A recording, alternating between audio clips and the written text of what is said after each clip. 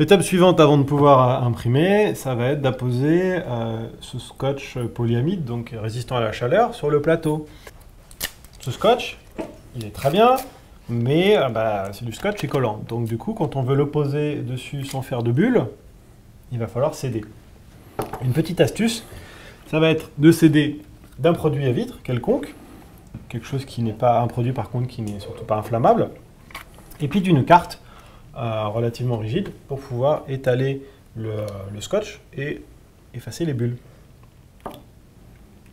Donc, je vais avoir besoin de ton aide.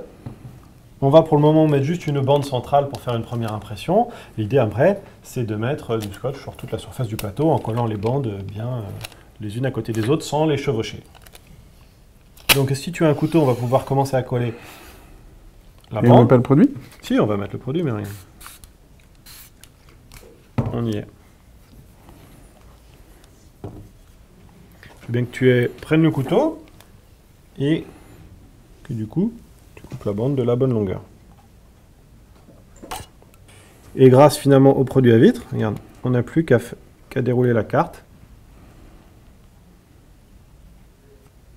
jusqu'au bout. Maintenant, qu'est-ce qu'on va faire? Et du coup, je pense qu'on va tourner la machine pour que vous voyez mieux la partie où on va positionner la bobine, faire chauffer les éléments et puis calibrer la hauteur de la tête pour lancer notre première impression. C'est parti.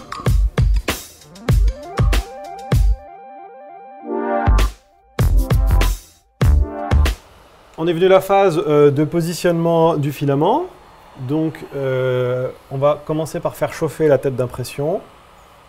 Comme ça, le temps qu'on positionne la bobine, la tête sera chaude et on pourra voir si tout s'écoule bien correctement. Donc, je vais dans le menu Préparer et j'ai un menu de préchauffage, préchauffage PLA. Il va faire chauffer la tête à 200 degrés et le plateau à 60 degrés. Là, on voit que la tête est déjà à 58, 60 et le plateau est en train de monter 31, 32, 33, 34. Donc, on va voir qu'il va être à 60 secondes très rapidement. On positionne le support de bobine. Qui est en métal, ce qui permet de supporter des bobines jusqu'à 2 kg sans aucun problème. Après, c'est juste une histoire de taille. Je te laisse peut-être mettre celui-là ici. C'est toujours le même principe d'écrou, on a préassemblé les équerres. Exactement. Rien à signaler sur la planète. Ce qu'il faut.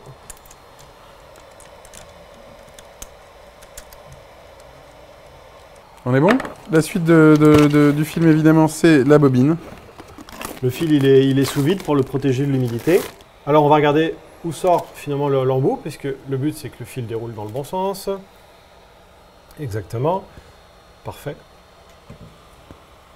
Vous avez avec de livrer une petite butée pour éviter que la bobine se fasse la malle. Donc voilà. Le filament, l'embout, on voit qu'il est un petit peu abîmé. Donc qu'est-ce qu'on va faire? On va le couper. On va le couper souvent de manière un petit peu biseautée. Ça va aider à l'insertion dans la tête chauffante. Donc je coupe un petit peu en biais. Voilà, j'ai un bout un petit peu biseauté. Je peux donc ensuite insérer le fil uniquement si la tête est chaude. Il faut qu'on soit à minimum vraiment 180 degrés pour que le filament puisse s'écouler. On est à 200 degrés. Je peux donc mettre le fil. Si ici, je n'arrive pas à le pousser à la main dans la roue crantée, j'ai une petite languette qui va permettre de faciliter le passage. En écartant le roulement? En écartant le roulement de droite. Une fois que c'est passé, c'est bon. Je peux appuyer doucement jusqu'à ressentir une résistance. Ça sort. J'ai une résistance. Je vais le faire maintenant avec une pince, comme ça on voit mieux qu'avec mes doigts. Et quand je pousse, ça fait sortir le fil.